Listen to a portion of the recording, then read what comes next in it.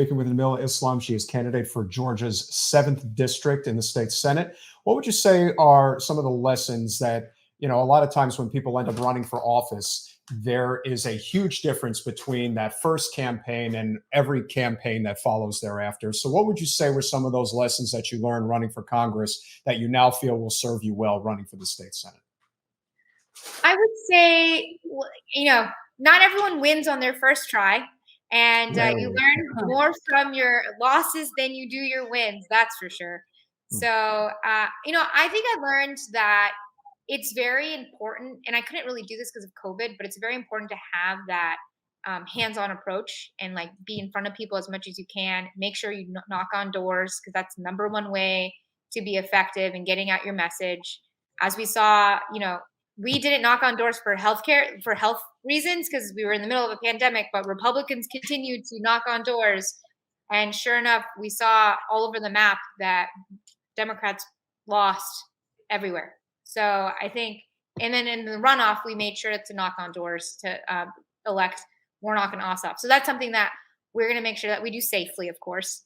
Also, I think it's really important to, for me, I remember when I first ran, I was a little shy about the fact that I didn't have health care at the time because I couldn't afford it, or that I put my college loans into forbearance.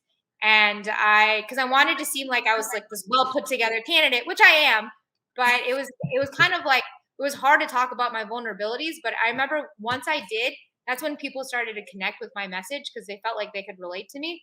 So one thing that I've made sure to do this time around is just to lean into who I am and my identity and my strengths and my weaknesses and just be vulnerable, because I think people really appreciate that, and they really appreciate a candidate that's a real person.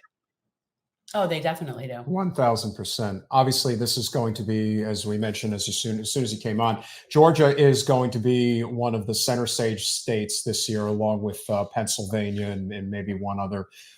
Obviously, the potential rematch of Governor Kemp and Stacey Abrams looms large.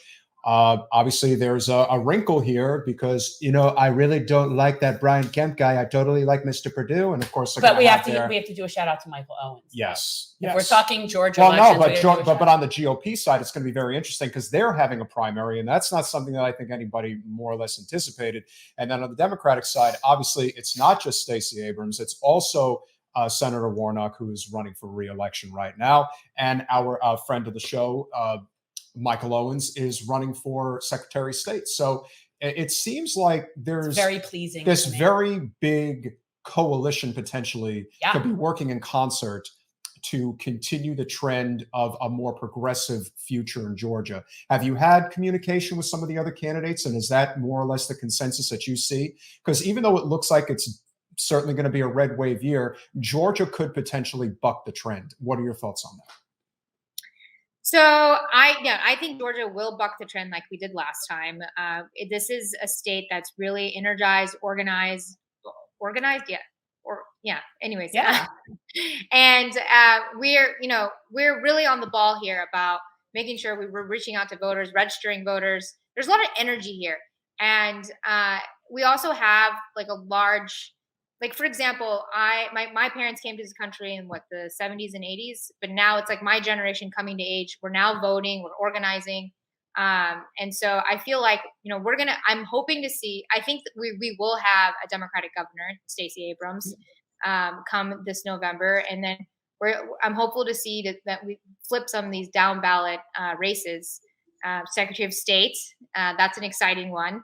And no one thinks about it. It's a very unsexy kind of, sort of like Commissioner of Agriculture. It's like nobody really thinks about it and realizes how important it is. Oh, absolutely. I mean, it's important because what if we get his name is, he's a congressman. He's running for Secretary of State on the Republican side. Jody Heiss. He's insane. Okay. So, if it